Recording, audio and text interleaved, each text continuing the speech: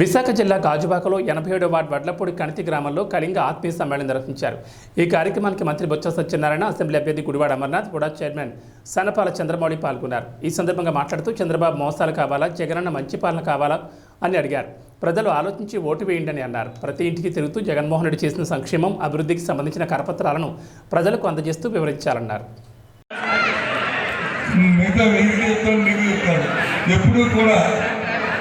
ఎప్పుడు కూడా రాజకీయాల్లో అడుక్కోకూడదు, లాక్కోవాలి. అడుక్కుంటే ఆ కార్యక్రమం ఎప్పుడు జరగదు. లాక్కోవాలి. ఆ లాక్కున్న పరిస్థితుల్లో లాక్కునే కార్యక్రమాల్లో మన తల్లి సోదరులు, మన పెద్దలు ఆ రకంగా మరి తయారవ్వాలి. ఆ రకంగా అయినప్పుడే అది వస్తుంది. సమాజంలో జనాభా ఉన్నప్పుడు మనం ఉన్నప్పుడు ఎందుకు రాదు, ఎందుకు ఆ కార్యక్రమం తాగదు. దానికోసం మనం వచ్చి అల్లా జరగలేదు. తప్పకుండా 3 శాతం నువ్వు 1 అంటావు, 2 అంటావు, 1 2 కలిసి 2 అవుతాయి, 3 అవుతాయి, 3 అవుతాయి. చెప్పు తప్పకుండా 1 2 3కి గ్యారెంటీ చెప్తాను. ఎందుకని చెప్తానంటే అది చేయడానికి జగన్మోహన్ రెడ్డి నాయకులు ఉన్నారు. ఆ కార్యక్రమం చేసే నాయకులు జగన్మోహన్ రెడ్డి. ఎందుకంటే ఒక కార్యక్రమం మీకు చెప్తారు. మనం ఉంటుంది ప్రాంతం ఇది ఏమనుకోవాలి కదా, ఇది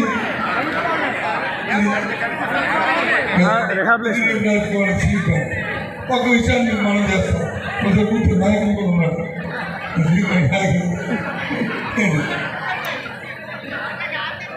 స్టీల్ ప్లాంట్ గురించి పెద్ద ఎత్తున అది జాతీయ సంస్థ దాన్ని ప్రైవేటీకరణ చేస్తారని భారతీయ జనతా పార్టీ నిర్ణయించింది.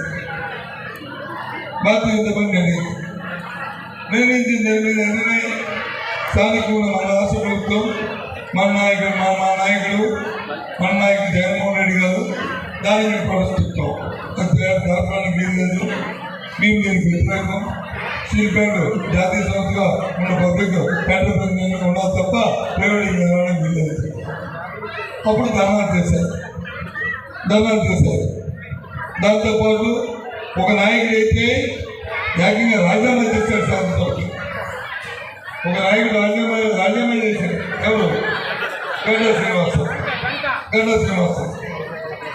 ఎందుకు చెప్తాను ఒకసారి మీరు కొద్దిగా ఉన్న ముందు ఒకసారి దయచేసి పొరపాటు ఆలోచన చేయండి. నేను ఒకసారి ఆశ్చర్యపోయాను. ధర్నాలు చేస్తారు బాగానే ఉంది, ఈ నాయకుడిని రాజీనామా చేశాడు, త్యాగం చేశాడు, పదం వదులుకున్నాడు, సభాస్థానాన్ని మాట్లాడుకున్నాడు అనుకున్నాను. అయిపోయింది. ఒక 4 రోజులు పోయింది. 4 రోజులు పోయిన తర్వాత అతను వచ్చి మన స్పీకర్ గారు, మన సీతారాం గారు వచ్చి దాన్ని రద్దు చేస్తారు. ఇది చేశారు కదా, ఇంటికి ఇచ్చారు కదా కాగితం, అండ్ రద్దు చేశారు. చేస్తే ఆ 3వ రోజు మళ్ళీ కోర్టుకెళ్ళాడు. నాది నా సంస్థ ఉంచండి, నాకు తీయొద్దు అని చెప్పండి. ఎవరు కూడా చెప్పండి అని. అంటే మన ఉద్యోగ మన మనోభావాల మీద, మన సెంటిమెంట్ల మీద ఈ పనికి మనలో వచ్చి మనతో రాజకీయం చేస్తారు. ఈ ధర్మం ఇది. నువ్వు ఈ సందర్భాన్ని అందుకున్నప్పుడు, నువ్వు రద్దు చేయమని చెప్పినప్పుడు, దగ్గర రద్దు చేసినప్పుడు మనం ఏ విధంగా కొట్టుకెళ్తావు? అంటే అది ఒక చీటింగ్ కదా, 420 కదా, అవునా కదా చెప్పండి. ఈ పని చేయవచ్చా? అంటే మన సెంటిమెంట్ మీద, మన స్టీల్ ప్లాంట్ ఎంప్లాయీస్ మీద, మన ఆలోచన మనుషుల మీద, వాళ్ళతో సెంటిమెంట్ మీద ఆడుకున్నట్టుగా కదా. దయచేసి మళ్ళీ గుర్తుంచుకోవాలి. అంతేకాదు, రెండో విషయం తీసుకొచ్చింది, గుర్తింపు ఇచ్చింది, చేసిందంటే ఎవరంతా చేసినప్పటికీ కూడా వైఎస్ఆర్సీ పార్టీ జగన్మోహన్ రెడ్డి అంతా ఎప్పుడు కూడా బలబలంగా చేయలేదు విషయాన్ని ఇవాళ చేస్తారు.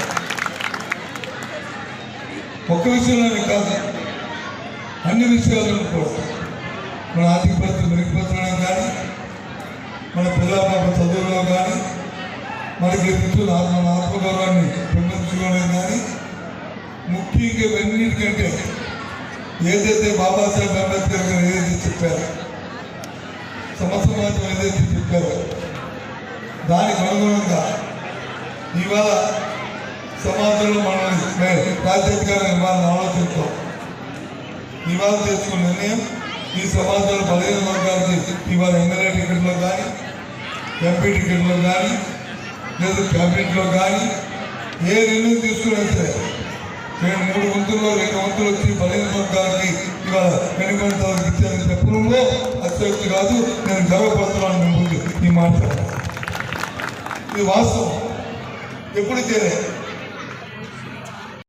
చేసే కార్యక్రమం తీసుకోవాలని కావాలి. ఇవాళ దయచేసి సోదరులందరికీ మనం చేస్తున్నాం. ఇవాళ ఇక్కడ స్వామి మనందరికీ కూడా మనం చేస్తున్నాం. నేను ఇవాళ మాట్లాడుతుంది మీ తాలూకా సొంత మన ఉత్తరాంధ్ర ప్రాంతంలో మనందరం మీ సోదరులన్నింటినీ కూడా మన వైఎస్ఆర్సీ పార్టీ సంబంధించిన ఒక రాష్ట్రంలో క్యాబినెట్ మంత్రిగా ఆ పార్టీ తాలూకా అభ్యర్థిగా పోటీ చేస్తున్న న్యాయసేవకులు, అలాగే ఈ ప్రాంతంలో పోటీ చేస్తున్న 7 నియోజకవర్గాల పైన పోటీ చేస్తున్నారు. అందరూ శాసనసభ అభ్యర్థుల తరఫున మీకు అర్థిస్తున్నాం, మనం చేస్తున్నాం. ఏదైతే మనందరం కూడా బడి వర్గాల బలహీనతలు ఏదైతే మనకు అనుకుంటున్నామో అనుకుంటుందో మనకి గుర్తింపు తెచ్చింది. స్వాతంత్రం వచ్చిన తర్వాత అనేది భావించదు. ఎక్కువగా మాట్లాడుతున్నాను. ఒకసారి ఆ రోజు వాగ్దానాలు ఆయన చెప్పిన మీరు చూస్తే నిజంగా నేను 30 సంవత్సరాలు రాజకీయాల్లో ఉన్నా. 15 సంవత్సరాలు మీరు మంత్రిగా ఉంటూ నాకే ఆశ్చర్యం అనిపించింది. నేను చెప్పాను, సార్ మీరు వచ్చి ఇవన్నీ తొందరపడి మీరు వచ్చి చెప్తామని అంటున్నారు. ఇది అవలంబించడం కష్టమవుతుంది. దీనివల్ల రాజకీయంగా మీకు ఏమైనా ఇబ్బంది అవుతుందేమో. 50% నుంచి 50% ఇస్తాను 15 వర్గాలు మీరు చెప్తున్నారు. ఇది ఆచరణలో సాధ్యమా? ప్రమాణం మీరు చేయగలరా? ఇది మాట చెప్తామేంటో ఆలోచన చేయండి. నామినేటెడ్ పదవుల్లో వచ్చి మీరు వచ్చి మళ్ళీ దాంట్లో కూడా 50% తప్పు లేకుండా ఇస్తారంటున్నారు. మామూలుగా ఏదో కొడుకు ఇన్సూరెన్స్ కాంపౌండ్ కాదు కాదు ఆ స్పీడ్కి ఇక్కడ 3 గుర్తు కాకుండా పక్కన వచ్చి ఆగిపోతుంది. అంటే ఇంటెన్షన్గా ప్రజాక్షేత్రం నేను చేయలేమని ఈ రకంగా చర్చించుకొని చేశారు. ఎంత అన్యాయం చెప్పండి. ఈ తమిళ చెప్పండి. ప్రజాస్వామ్యంలో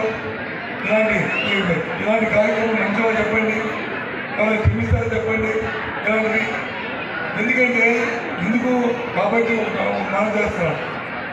మీ అందరి తాలూకా అభ్యర్థులను దొరకు, మీ అందరి తాలూకా ఆశీర్వాదం భగవంతులను దొరకు, ఆ పైన భగవంతుడు ఆశీర్వాదం దొరకు జగన్మోహన్ రెడ్డి ఎవరు ఏమి చేయలేదు.